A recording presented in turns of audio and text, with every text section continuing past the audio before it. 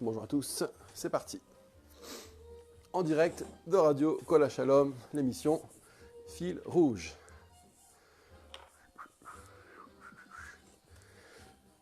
Fil Rouge. Nissim Sultan sur Radio Kol HaShalom. Fil Rouge, c'est l'enquête sur la paracha de la semaine.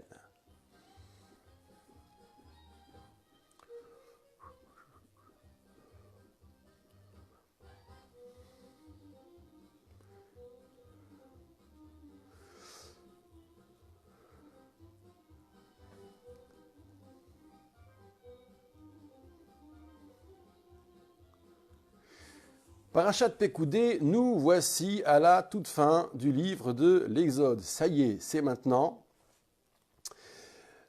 Fin de la boucle qui va des fils d'Israël séjournant en Égypte jusqu'au peuple d'Israël libre en ordre de marche vers sa terre. Mieux que cela, nous verrons la concrétisation d'un des termes de la promesse. Le quatrième, je vous prendrai, moi, pour peuple, et je serai pour vous un Dieu. Il y a eu quelques crises au milieu, bien sûr, dont la crise majeure est celle du veau d'or, mais le voici, ce peuple, avec sa loi, son tabernacle. Adin Stenzals dira que la Torah s'y est donc reprise à 7 fois pour décrire ce tabernacle. Et c'est évidemment un peu la mort dans l'âme que l'on accable les fidèles de telles lectures répétitives. Et en même temps, dans la répétition, on fait parfois de belles découvertes.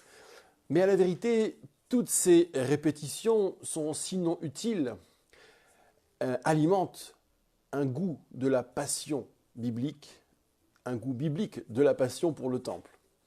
La première, c'était première déclinaison du tabernacle, c'est l'ordre de Dieu à Moïse, dans Terouma. Puis ensuite le rôle donné à Betsalel et à Oholiav, où on répète ce qui devra être fait. C'est l'appel de Moïse au peuple, Vayakhel Moshe, vu la semaine dernière, l'appel au don. C'est la réalisation concrète, toujours Vayakhel et un peu aujourd'hui. C'est le tout qui est amené à Moïse, ce sera aujourd'hui. C'est l'ordre d'installation effective du Mishkan, encore aujourd'hui, et l'érection du Mishkan effectivement décrite. Voilà la 7e redite, enfin la 6e redite par rapport à la première. Avec les sacrifices, on nous fera un peu le même coup, c'est-à-dire qu'on ira de répétition de détails en répétition de détails avec le sentiment qu'on tourne parfois un peu à vide. Mais ici, pour revenir à notre tabernacle, dans Parachat Pekoudé, vous verrez que la répétition confine à la poésie, puisque vous observerez plusieurs fois la litanie telle que Dieu l'avait ordonnée à Moïse. Tout a été fait tel que Dieu l'avait ordonné à Moïse. Élément après élément, vous trouvez à chaque fois la même formule et qui devient fort belle, in fine. C'est cette dernière phase que nous allons découvrir, donc la mise en route du tabernacle, fabrication effective, intronisation et les premiers phénomènes qui vont clôturer le livre de l'Exode. Alors attention, la technique du fil rouge qui consiste à isoler un début, isoler une fin, les caractériser et voir une cohérence qui traverse de part en part donc le texte, elle va jouer aussi pour la fin de ce livre de l'Exode, car ce n'est évidemment pas n'importe quelle conclusion que celle animé par ces phénomènes surnaturels. Alors voyons maintenant le corps de la paracha. Nous allons déplier devant vous ces quelques thèmes, ces quelques versets. Il y a d'abord l'achèvement. On va aller dire les choses ainsi schématiquement. Les choses seront achevées, c'est le parfait achèvement, on dit comme ça dans le bâtiment. Il y a un premier moment très intéressant, en fait, très instructif, parce qu'on a du mal des fois à se figurer la réalité des choses, qui est le compte, ou plus exactement la distribution des matériaux. La collecte que Moïse avait demandée, pour ce temps dont on rappelle qu'il sera animé par les Lévites, qu'il est réalisé par Betsalel et Oholiav, donc on nous remet une couche de qui fait quoi, et au nom de qui, au nom de quoi, eh bien ça a suscité, voici donc, une certaine fortune, de laquelle est prélevé ce qui sera nécessaire pour l'érection du Mishkan. Alors tenez-vous bien, il y a d'abord des métaux, les métaux précieux, c'est l'or, 29 kikars et 730 shekels. Ça veut dire à peu près environ une tonne, ça dépendra des calculs, une tonne d'or. En argent, l'argent qui était offert, rappelez-vous, par tête d'hommes de plus de 20 ans. Donc c'était la puissance armée, les hommes capables de combattre. Donc à raison d'un demi-shekel par tête, sachant qu'il y a 603 550 hommes, nous dit le verset, ça se répartit donc en 100 kikars, environ 3 à 5 tonnes d'argent. Ça servira pour les socles du bâtiment, pour aussi le maintien des rideaux avec les poutres. Donc, en général, ce sont les socles qui permettent d'unifier les poutres ou de les situer, lesquelles poutres porteront les tentures pour le bâtiment, pour le rideau de l'entrée du bâtiment. Et puis, il y avait aussi quelques 1775 shekels, environ 355 kg, pour les crochets, les garnitures, les tringles, tout ce qui permettra de fixer les tentures aux colonnes.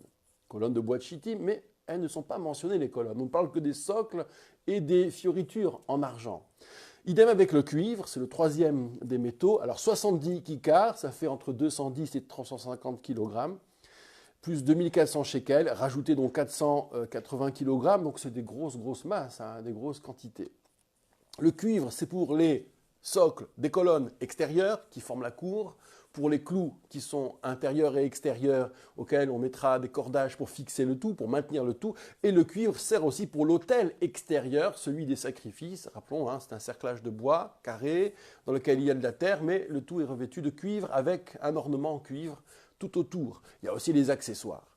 Et puis, à part les métaux, la paracha évoque les laines, azur, pourpre, écarlate, qui vont permettre de couvrir, d'établir les tentures et aussi les vêtements sacerdotaux.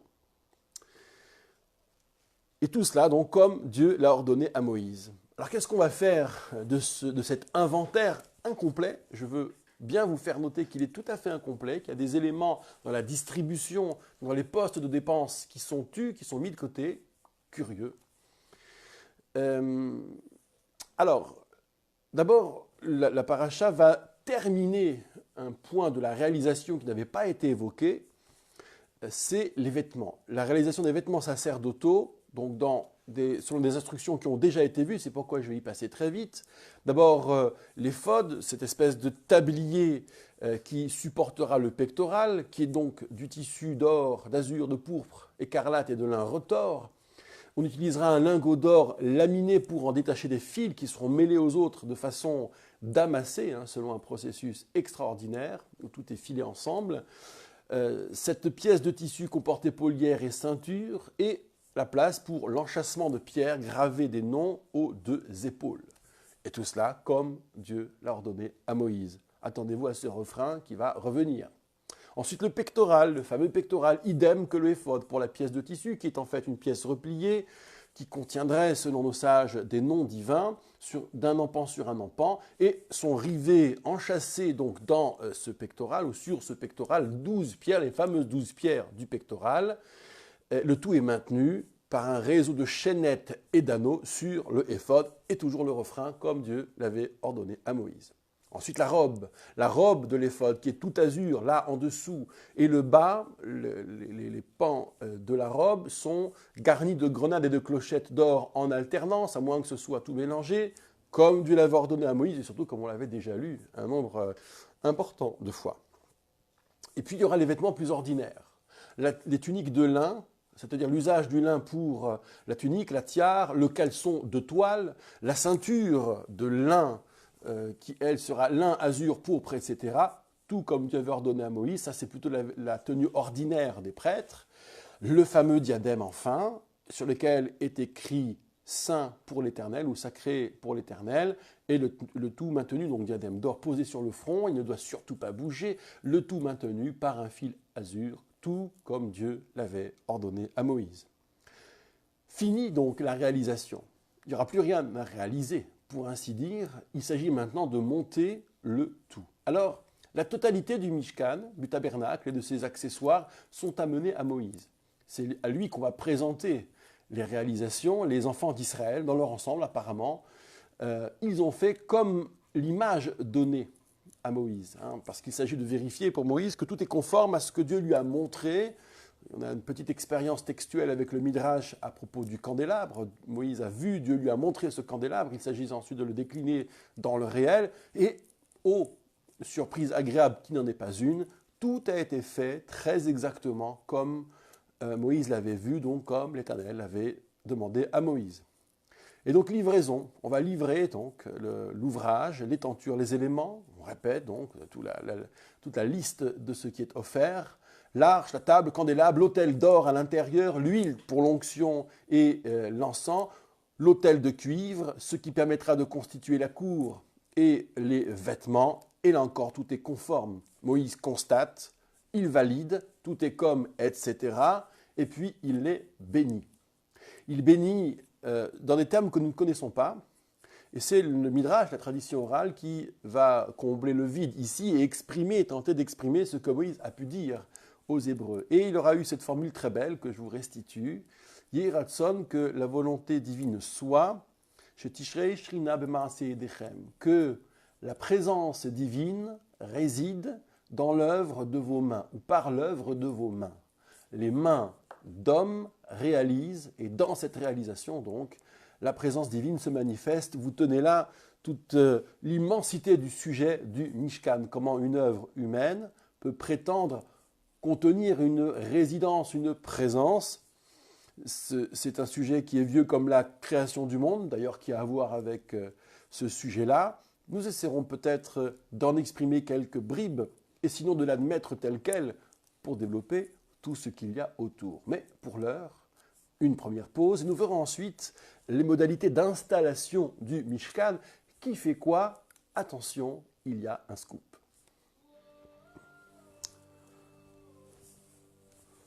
Bon. Première manche. Alors c'est assez incroyable, mesdames et messieurs. Vous avez devant vous lu demain la paracha, une des parachiotes les plus rébarbatives qu'il soit. Quand je dis rébarbative, c'est que non seulement c'est technique, mais en plus c'est du vu et du revu. Alors, évidemment, si on ne traduit rien, ça va à peu près. On est aussi, je dirais, docile, obéissant et discipliné pour une paracha haute en couleur qu'une paracha comme celle-ci. Mais ce n'est pas le but du jeu. Le but du jeu est quand même de comprendre. Et là, il faut bien le dire qu'on n'est pas aidé. Pour autant, patience, parce que la passion se trouve justement dans l'évolution thématique. J'ai pointé par exemple cette comptabilité sélective, très sélective. Et donc il y a mystère, il y a un loup, il y a anguille sous roche. Il va falloir que nous comprenions pourquoi on ne parle pas des meubles, pourquoi on n'a pas parlé des métaux destinés donc à la table, au candélabre et avant cela à l'arche. Pourquoi on ne parle pas des motifs des tissus, pourquoi on ne parle pas des boîtes de chittim, tiens, encore des absents. En gros, on parle des socles, de l'autel de l'extérieur, et puis c'est tout, en gros. Donc, pourquoi ces silences? Qu'est-ce donc que cette description hautement incomplète? Premier élément. Donc, nous allons voir comment tout ça se déroule ensuite, qui fait quoi, et surtout comment cela s'achève. Et là, il y aura encore du mystère. Il y aura encore de quoi mener l'enquête. Je crois que c'est Medata ça qui chante, je ne suis pas sûr. Bon. Au demeurant, nous avons à garder dans un coin de la tête le fil rouge pour tout le livre de l'Exode. Alors, on a un petit peu dit un mot en introduction, mais qu'est-ce qu'il y a au début du livre de l'Exode? Faites l'exercice. Qu'est-ce qu'il y a à la fin du livre de l'Exode? Faites l'exercice. Le tout est à rendre pour la semaine prochaine sur Docopidou maximum, écrit lisiblement avec nom, prénom, âge et profession. Voilà. Donc si vous voulez nous adresser une petite proposition que nous publierons, et voire même on pourrait la redire à cette antenne, ça nous fera un immense plaisir. Donc je rappelle l'intitulé. Qu'y a-t-il au début du livre de l'Exode? Qu'y a-t-il à la fin? Et quel est le fil rouge de ce livre? Vous verrez que des choses simples, élémentaires et en même temps profondes peuvent se dégager. C'est ce que nous faisons à chaque fois. Alors, petite actualité quand même calendaire, ou plutôt d'agenda. On est à la fin là, c'est ça? On est où là? On est à... Il reste 3 minutes? Non, presque 3 minutes. Ah oui, d'accord. Mais il reste combien de temps là sur cet excellent titre? Combien? Il en reste 12. Non. Ça faisait 14. Ah ouais, mais on va pas s'arrêter 14 minutes là. Bon, on fait la pub pour les cours après, on va reprendre. Oui, oui. Moi je suis prêt là. Je suis chaud bouillant.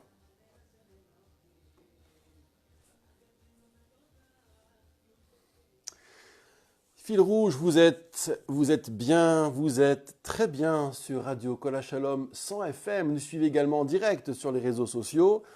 l'enquête sur la paracha de la semaine, nous finissons le deuxième livre du Pentateuque, des 5 livres du volet Torah du Tanakh de la Bible hébraïque. C'est le livre de l'Exode, il a commencé avec la sortie d'Égypte et il s'achève là maintenant. Nous abordons, après avoir décrit la dernière et ultime comptabilité, les dernières réalisations de ce temple, de ses accessoires, de ses vêtements. Moïse réceptionne le tout, bénit copieusement tout ce beau monde, tous ceux qui ont réalisé ce tabernacle, et maintenant l'installation. Donc là, attention, ça va rappeler une certaine enseigne nord-européenne de meubles en kit, où lorsque vous trouvez un clou, une vis en trop, c'est déjà la fin du monde.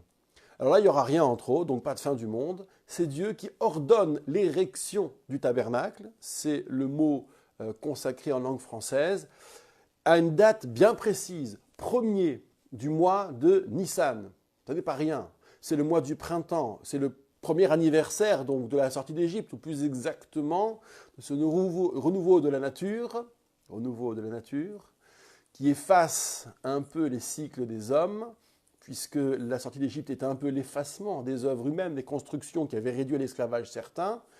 Bref, on peut y voir tout un symbole, je brode déjà en lieu et place de décret de la paracha, mais comme elle est courte, on peut se le permettre. Donc, premier mois de l'année biblique, ça fait 1 an de la sortie d'Égypte, et là, il y aura, comme un aboutissement, on ne peut pas rêver plus symétrique et régulier, il y aura l'érection du temple. C'est Dieu qui demande à Moïse d'ériger lui-même, comme un laquais, peut-être même un larbin, qui va ériger lui-même, imaginez l'octogénaire immense, prophète de son état, qui va lever des poutres et tirer des tentures plus hautes que lui. Il s'agira d'y mettre, donc là l'ordre arrive pour commencer, tu y mettras l'arche que tu couvriras avec le couvercle, les fameux chérubins, tu y mettras l'arche que tu agenceras avec ses pins, tu y mettras le candélabre que tu vas allumer toi-même pour la mise en route, donc c'est Moïse qui démarre tout, tu y mettras l'autel d'or en face de l'arche, tu y dresseras le rideau entre les deux, tu y placeras l'autel de cuivre à l'extérieur, le fameux kior, le vase d'eau, le récipient d'eau pour laver pieds et mains des prêtres à l'extérieur, là encore. Les colonnes de la cour, tu les élèveras et un rideau donc constituera la porte. Mais c'est pas tout. Non seulement il y a l'installation, on va dire physique, mais il y a aussi la phase d'intronisation par l'onction. Ça veut dire l'étalement d'une huile particulière préparée, mêlée d'aromates. Donc Moïse et tous ses accessoires vont d'abord le Mishkan, et tous ses accessoires seront couverts de cette huile, l'autel extérieur aussi, le kior, le vase aussi. Aaron et ses fils seront approchés à la porte de ce qui est appelé maintenant la tente d'assignation. Ils seront, alors, Aaron lavé à l'eau, puis habillé oint, il sera ainsi sanctifié, il fonctionne, il est mis en route, et ses fils aussi, alors pas de purification par l'eau, mais ils seront habillés de tunique, oint, et dès lors, ils sont prêtres à jamais. C'est-à-dire, il y a reconduction tacite de la prêtrise de manière héréditaire. Moïse exécute, Kacher Tziva Hashem et Moshe, comme Dieu le lui avait ordonné. Et l'exécution, elle donne quoi? Elle donne, la Torah raconte, donc on va encore nous refaire un récit, raconte qu'en Nissan, en 2 de la sortie d'Égypte, on va la qualifier ainsi, Moïse dispose les socles, il pose sur ces socles les fameuses colonnes qui viennent là s'imbriquer et donc se joindre l'une à l'autre. Il passe les barres de traverse, ah oui, il y avait aussi les barres de traverse, il réalise donc l'entrée du bâtiment, il déploie les tentures, la toiture de peau, comme l'Éternel lui avait demandé. Ensuite l'arche, il déplace après l'arche, il déplace l'étable de la loi qui était dans sa tente, semble-t-il, jusqu'à l'intérieur de l'arche. L'arche est mise dans le tabernacle, rideau, c'est ainsi que se dessine le Saint des Saints, comme l'Éternel l'avait demandé à Moïse. Refrain. La table ensuite, la table de présentation des pains, il l'installe, il agence les pains, refrain. Candélabre, le candélabre qui est placé donc côté sud, face à la table, il l'allume, refrain. Autel d'or, placé face à l'arche, il allume l'encens, refrain. Le rideau du bâtiment qui forme l'entrée. Puis l'autel extérieur, Tout ça est mis en place. Moïse amène un premier holocauste et une première offrande, appelée en hébreu minha, refrain. Le vase d'eau, il met son eau. Moïse, Aaron, ses fils, tout le monde se lave les pieds et les mains, refrain. Et ensuite, Moïse constitue la cour et la porte. Et le texte nous dit, ouf, on en a fini. Moïse acheva l'ouvrage. C'est donc ensuite le dernier paragraphe, la conclusion de cette paracha, et ce faisant la conclusion du livre de l'Exode. C'est un peu la réaction. Comment Dieu réagit maintenant? Les Hébreux ont fabriqué, après que Moïse ait donné les instructions qu'il avait lui-même reçues du divin. Moïse a réceptionné les travaux, les a validés, il a installé, et maintenant il se passe quoi? Ce temple dont on rêvait déjà sous la mer Rouge ou à sa sortie au moment du cantique, ça dit quoi? Il se passe quoi? Eh bien voici la réponse divine. Une nuée couvre le Ohel Mored, appelé donc pour la circonstance tente d'assignation. On nous dit de cette nuée qu'elle contient la gloire de Dieu qui remplit le tabernacle. Moïse ne peut même pas y entrer, sinon à l'appel de Dieu. C'est un lieu qui lui est à lui aussi interdit. Quand la nuée se retire, alors il faudra partir, il faudra que les enfants d'Israël décampent. Sinon, si la nuée se pose, s'arrête, il faudra marquer une halte et rester là. Et on ajoute enfin dans le verset que le jour, il s'agit bien d'une nuée, d'un nuage épais, donc qui cache un peu l'ensemble, mais la nuit, c'est une colonne de feu. Alors, très beau symbole, bien sûr, cette manifestation divine qui, lorsqu'il fait clair, est tout de même mystérieuse, mais lorsqu'il fait sombre, peut-être sombre dans nos cœurs, est tout de même étincelante et se donne à voir. Alors, comment dire, tout est ainsi bouqué, tout est ainsi complet, puisque aux yeux de tout Israël, on contemplera ce repère à chaque étape. Et voici donc, c'est ainsi que s'achève l'Exode, un peuple en marche. C'est la réalisation de la promesse. Je vous prendrai comme peuple, parce que c'est Dieu qui tient les rênes maintenant. Vous verrez, on va développer ça. Et je serai pour vous un Dieu, autrement dit, qui marche devant et qui vous donne l'itinéraire à suivre. Les choses sont en marche, il n'y a plus qu'à. Ça, ce sera la suite. Quant à nous, on fait une deuxième pause pour voir justement comment tirer notre fil rouge, quelle tension exercer, quel point de bascule observer et quelles leçons en tirer.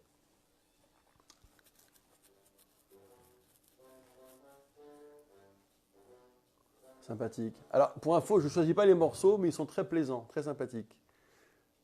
Ouais, je ne choisis pas les morceaux, je sous-traite. Et je suis fort bien traité pour le coup. Alors, les annonces pour la semaine, je vous dirai, je vous donnerai sa carte dès qu'il ou elle l'aura faite. Les infos pour la semaine, puisqu'il y a une activité particulière. Alors d'abord, ce soir, Bar Yochai, Shabbat des jeunes, beaucoup de monde, et ne le dites pas, mais dans mon allocution de ce soir, l'exercice de la dracha, qui est un moment où je me fais beaucoup plaisir parce que c'est hors caméra et en principe personne n'enregistre. Il y aura un grand kiddush qui va suivre et nous demanderons à l'assistance qui est là que tous les hommes servent les femmes. Je vous dirai la semaine prochaine comment ça s'est passé. Bon, donc grand kiddush à Bar Yochai, venez nous rendre visite, ça va être sympa, il y aura du monde, ça va chanter grave. On va donner le maximum de ferveur, d'énergie et de joie dans cet office de ce soir, suivi d'un grand kiddush. Il y a un repas étudiant. L'UJF organise son Shabbat plein. Ça, c'est une chose. Le lendemain matin, un office, mais alors un office sympathique, comme on n'en fait plus, ou bien comme on en fait peut-être dans beaucoup d'endroits pour la plus grande joie des fidèles. Quoi qu'il en soit, l'après-midi, la conférence shabbatique, c'est la 205e. Elle portera sur les 7 prophétesses d'Israël. Parce que ça vous a peut-être échappé, mais il y a des prophétesses. Alors il n'y a pas de livre, c'est vrai. Le Talmud rattrape le coup pour dire qui est prophétesse et pourquoi. Alors c'est un peu une bizarrerie talmudique, une construction talmudique qui est osée, qui fait question. Mais c'est assez délicieux de rappeler qu'il y a des prophétesses officielles. et qui ne sont pas que des, comment dire, que des pittis de service ou des oracles un peu retirés. C'est des personnages qui ont pignon sur rue. Donc il y a une sélection. Voilà, il y a un palmarès talmudique. Vous en saurez plus à la conférence shabbatique. Nous dédierons donc à la prophétie au féminin nos efforts de recherche. Cette semaine, l'enquête talmudique, donc achevée la semaine dernière sur l'homme augmenté, nous fera traiter de la représentation du féminin dans le Talmud, justement.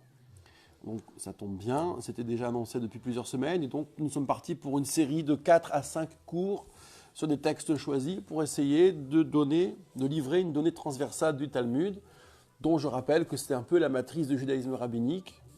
Si j'en suis l'immense Rav Yosedov Soloveitchik, que Gaël Sebag, qui nous suit maintenant et que je salue, m'a fait redécouvrir. Et je la remercie infiniment pour cela et la félicite pour son enseignement de la paracha diffusé à l'instant sur Kalita.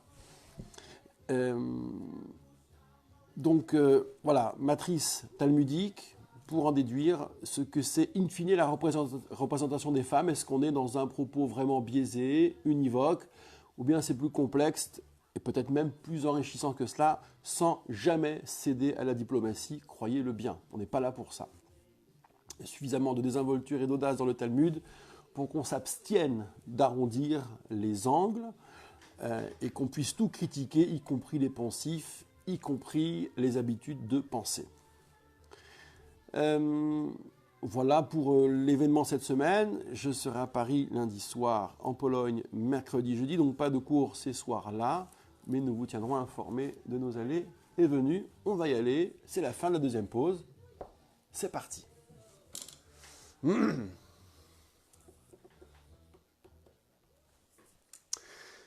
Fil rouge, enquête sur la paracha, troisième partie. Nous allons tendre ce fil entre le début et la fin, bien que la technicité du descriptif ait pu, par une forme d'aridité, peut-être désespérer certains lecteurs. Néanmoins, qu'est-ce que nous voyons? Au début, nous voyons des contes.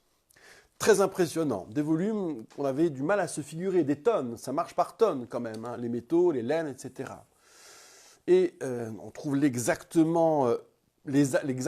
prélèvement issu lui-même, des dons spontanés, chacune portée par son cœur, vous connaissez tout cela, mais c'était pas tout, il y avait aussi une fiscalité qui était calquée sur les forces capables de combattre, sur les hommes de plus de 20 ans, 600 000, un tout petit peu plus, un demi-cycle par tête, et c'est les deux ressources qui font cette fortune, d'où sont prélevés donc les volumes décomptés.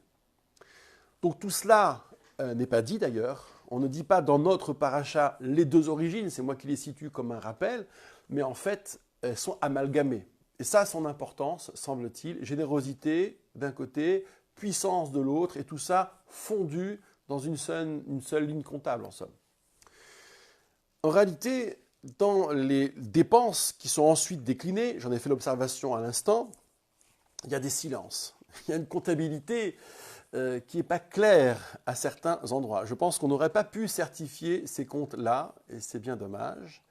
Il manque les bois de chittim pour faire, excusez du peu, toutes les colonnes, toutes les poutres, et les barres transversales, les barres de traverse. Il manque la très fameuse et très coûteuse huile d'onction, l'encens.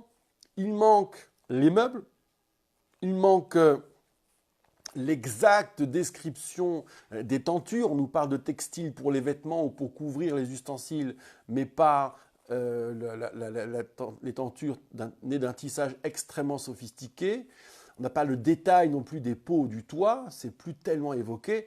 Donc, qu'est-ce à dire que ces silences? Il y a un coût à tout cela, ça n'est pas rien.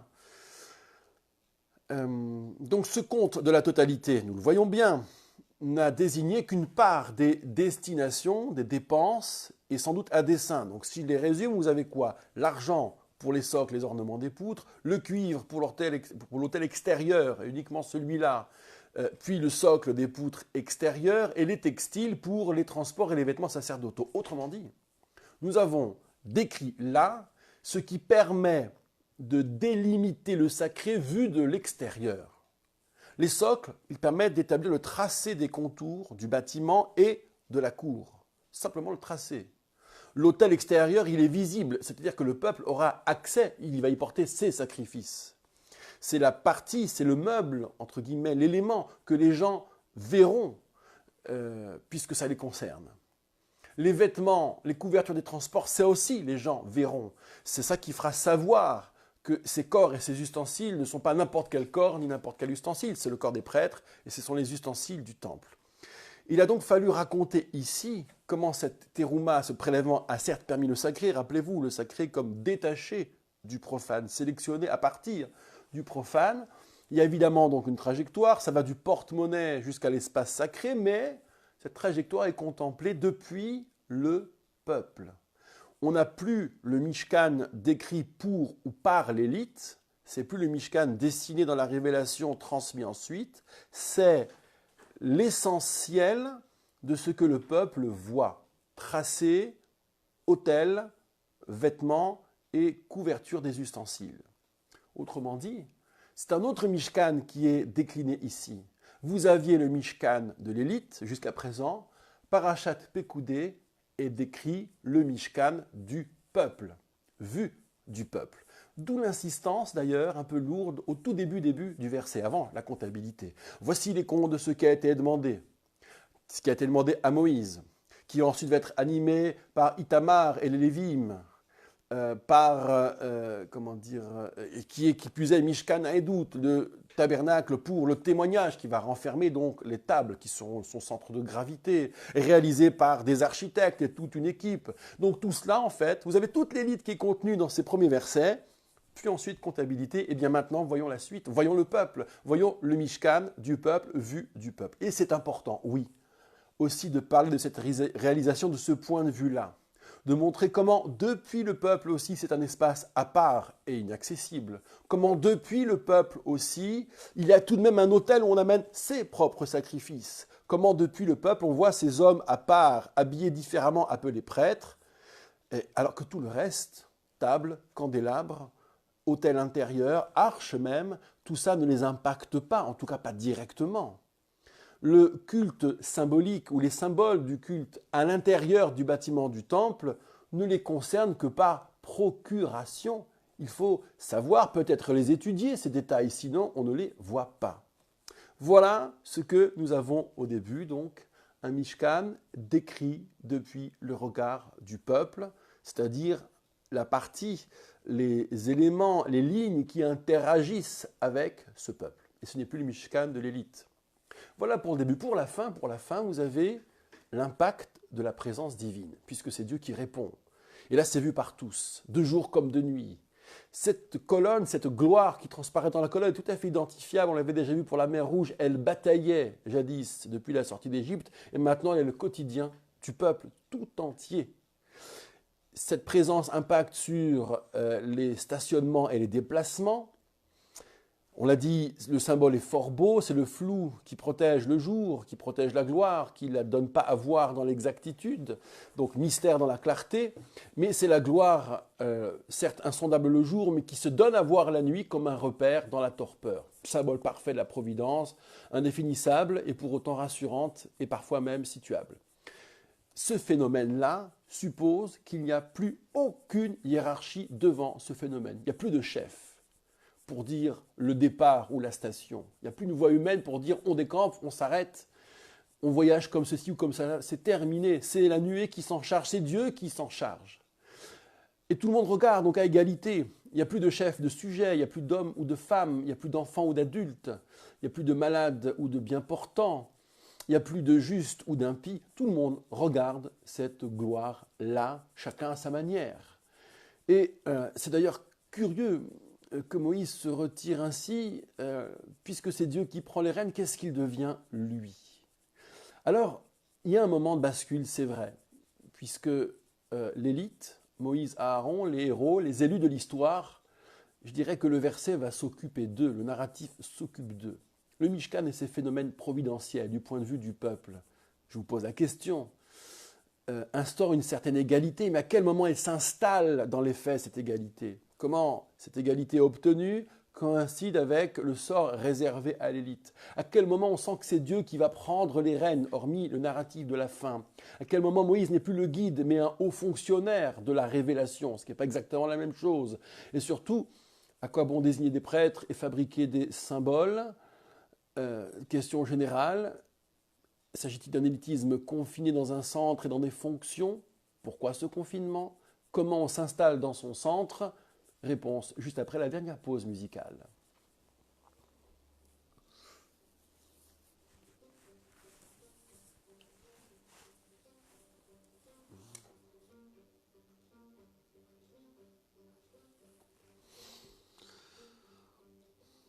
Bien. Nous allons pouvoir conclure cette affaire. Ah, notre ami Razel.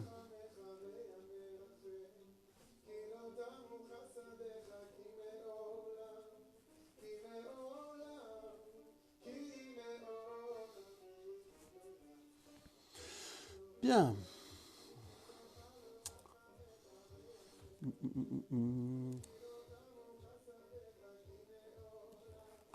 Alors, je voudrais qu'on se centre sur la question du devenir de l'élite, puisque c'est ça le point de bascule. Vous avez donc des prêtres qui vont se mettre à bosser, et pour de bon, ils sont intronisés. Vous avez Moïse qui installe son meuble Ikea, le Mishkan, le tabernacle. Bon, on a l'impression que le sort de l'élite est à peu près réglé, et qu'il y a un parfum d'égalité qui va s'imposer à tous. Mais alors, parfum d'égalité, quel rapport au juste, le temple et l'égalité, ou plutôt quelle forme d'égalité est proposée ici? D'ailleurs, on m'a souvent posé la question encore récemment, c'est quand même un formidable loupé biblique, ça, l'égalité. Pourquoi sortie d'Égypte n'a pas signifié la fin de l'esclavage, l'abolition de l'esclavage? Pourquoi avoir perpétué des catégories, des castes insolubles, irrémédiables? Pourquoi il n'y a pas une égalité de principe? Pourquoi il y a des statuts qui ne finissent jamais, des charges héréditaires perpétuelles? Pourquoi la Bible n'a pas fait ce coup de balai avec les sociétés anciennes? Pourquoi la Bible n'est pas du XXe siècle, autrement dit, ou en tout cas des Lumières? C'est un petit peu la question qui est posée. On semble être un peu en reste. Et c'est d'égalité dont je voudrais vous parler justement, parce qu'elle n'est pas absente du narratif biblique, mais elle n'est pas là où on la croit. L'égalité n'est pas dans les commandements, en tout cas pas érigée en principe, pas sur tout, ce n'est pas l'égalité totale. Pour autant, les commandements ne sont pas le droit, en totalité. Les commandements sont une trame, des bornes incontournables, mais qui ont leur prolongement aussi, et qui supposent d'organiser une société. Et là, c'est la volonté humaine, qui consiste à s'inspirer des commandements d'une part et s'inspirer de ses exigences morales. Et pourquoi pas l'égalité dans ces exigences morales? Seulement voilà, encore faut-il trouver une source d'inspiration biblique, un référent pour décrire cette égalité. Bien sûr, c'est un élan éthique et qui nous incombe à nous. N'attendez pas que les commandements réfléchissent à votre place. N'attendez pas des commandements qui instaurent l'égalité à votre place, qui vous fassent l'économie de l'exigence. 40 quoi? 40 secondes? Oh yes. Bien. Oui, ça ira très bien, 5 minutes. C'est les 5 dernières minutes. Vous vous rappelez les 5 dernières minutes? Bon sang, mais c'est bien sûr. Que du bon. Comment il s'appelait l'acteur, le premier qui a joué le rôle des 5 dernières minutes? J'ai oublié le nom du commissaire d'ailleurs. Oh. Il y avait même les participants de l'émission dans l'épisode. Bon sang, mais c'est bien sûr.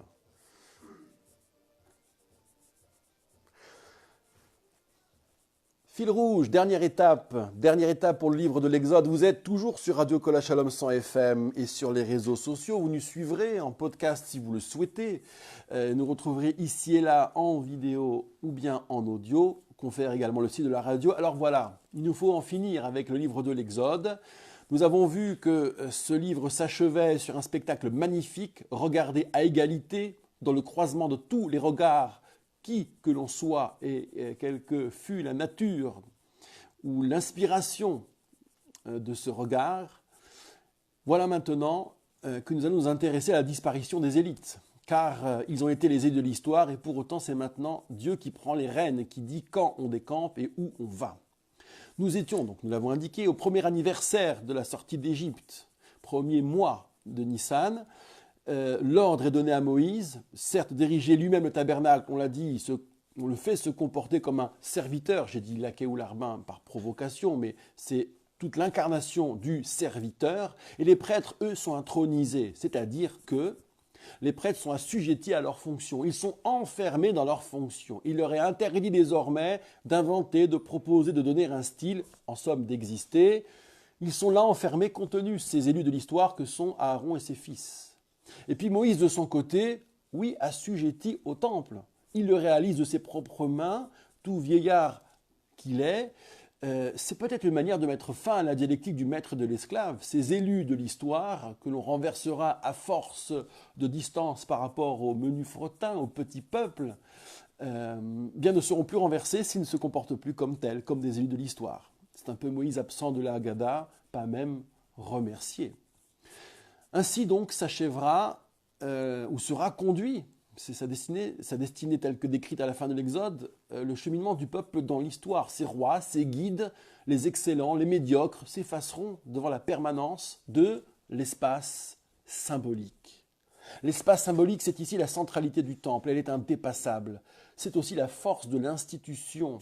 Institution, donc espace symbolique, qui relègue tout au second plan. Ceux qui l'animent, quand même ils sont excellents et donnent à espérer, quand même ils sont médiocres et sont décevants, les héros comme les médiocres disparaîtront, de toute façon l'institution demeure, ce qui permet à chacun de croiser le regard de l'autre, d'entendre l'autre et son récit et sa perception opposée, parfois adverse. Et tout cela, toutes ces perceptions, tous ces récits se retrouvent malgré tout, se concilient dans un centre où il y a le temple, où il y a le Sanhédrin, la justice suprême. Et tout ça sera en perpétuelle tension avec ceux qui l'animent. Les prêtres, parfois, dans l'histoire, en feront trop, les rois aussi, les uns se combattront avec les autres, les prophètes tenteront de cheminer au milieu de tout ça, les sages finiront par surgir. Tout ça sera très compliqué, mais quoi, l'institution demeure. En tous les cas, l'institution, qu'elle soit aimée ou vilipendée, elle fait toujours sens. Et c'est ça qui est intéressant. Elle déçoit, certes, mais ça veut dire qu'elle fait encore réagir. D'où un monde qui repose sur trois piliers, c'est l'enseignement de Simon le Juste. Rappelez-vous, Simon le Juste, contemporain d'Alexandre, disait « Le monde repose sur Torah, Avoda, Gminut Hasadim ». La Torah, la révélation, verticalité. Avoda, le culte du temple, pilier central qui contient les deux autres dimensions, première et troisième. Et la troisième, c'est la bienfaisance, l'horizontalité. Un peu liberté, égalité, fraternité. Le pilier central contient tout, l'étable, et aussi par le phénomène, vu par tous à égalité, la possibilité de la relation horizontale apaisée.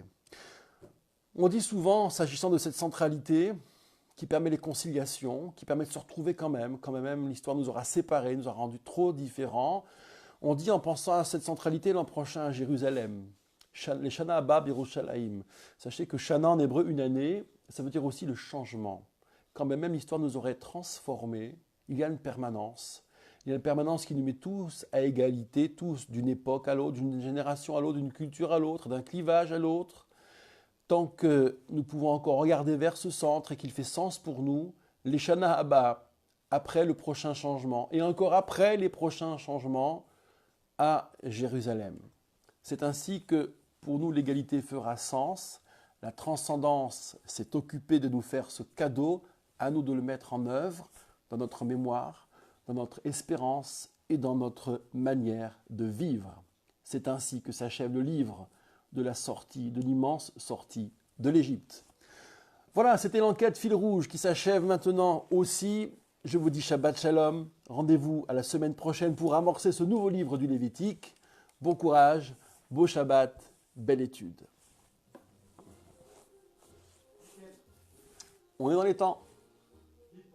Pile poil à l'heure. Magnifique. Bon, alors maintenant je suis de légumes. Vérification de laitue au restaurant. Après tout, pourquoi pas. Merci de votre patience, de votre assiduité, de votre fidélité. Je vous donne rendez-vous à très très bientôt. Shabbat Shalom du fond du cœur à toutes et à tous. Et au plaisir de vous revoir ou de discuter avec vous. À bientôt.